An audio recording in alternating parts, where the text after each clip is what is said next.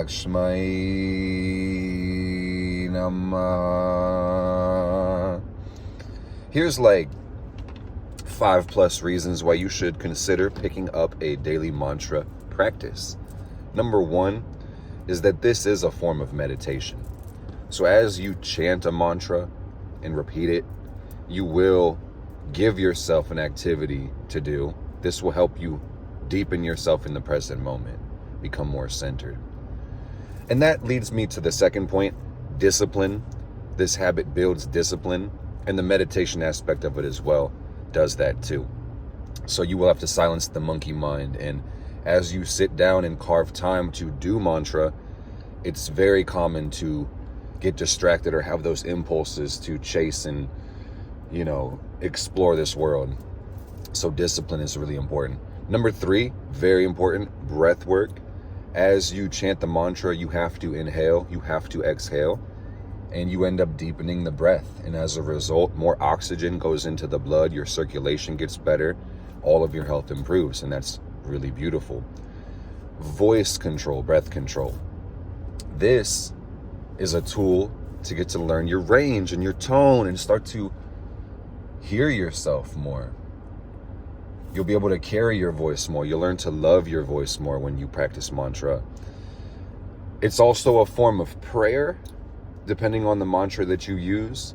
You can use mantra as devotion to the universe as you build discipline on your spiritual practice, or you can choose specific mantras for specific spirit guides. And for instance, if you could look up whatever deity plus mantra and probably find a list, but even if you didn't have one, you could just say Om and then the name of your spirit guide, like Om Uncle Tony, or you could say Om Lakshmi, things like that. It doesn't have to be that deep. The intention is what matters. It's the intention, it's the sound, and it's the vibration.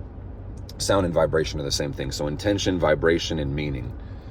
If you wanted to call an Uncle Tony's spirit, that mantra would be just fine. Or you could just call Uncle Tony without the Om. But either way, you get the idea. Prayer is a point. Invocation is another point. And this almost goes hand in hand with prayer, but it's a little bit different. And it bridges off of the meaning and the vibration. That if you are using mantra to connect with the spirit by vibrating their words or their sounds, you can actually bring that spirit within your body. And that's invocation.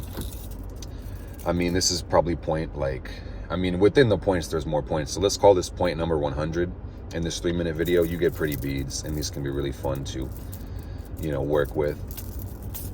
In addition, it can give you a good habit to just insert into your spiritual repertoire. That in itself is a benefit.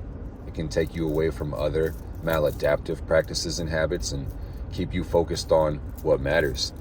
I didn't write this down, but I do want to add, mantra is a very powerful way to move energy. So another thing that you can do with this practice is use it in your spell work, ceremonies, and rituals. For example, if you had a candle spell, you could literally use the sound to charge the candle before you light it or after you light it, or both. It's good to raise energy. My best advice for somebody new to mantra is to get yourself mala beads. Traditionally, these have 108 beads, so that's a good round. It'll take you probably about 10 to 30 minutes, depending on the mantra and how fast you go.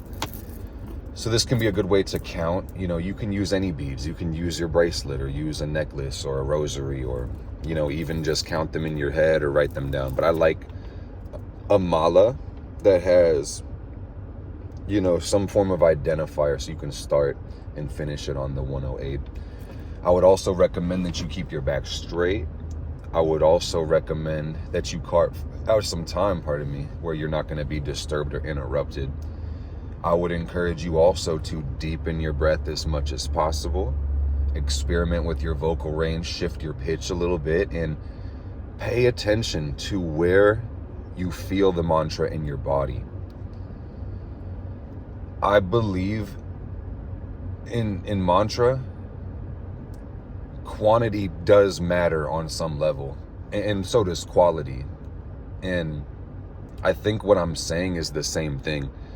the quality of your vibration, how hard you vibrate it basically, and how long you vibrate will be the determining factor to how much power you're going to get out the mantra. So while hitting Om 108 times is going to give you good results, it's nowhere near as powerful as taking a deep breath out, emptying your lungs fully, breathing in,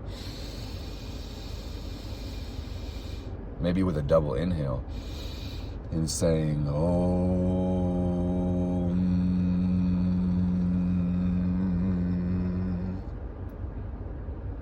The first one I only really felt in the top of my head, and the second one I felt at the base of my spine. So very big difference, and this could be added to the list of benefits. It does improve the health of the aura and the energy body. So this can be an excellent way to cleanse your chakras and heal the energetic body, or just create more balance and equilibrium within the self.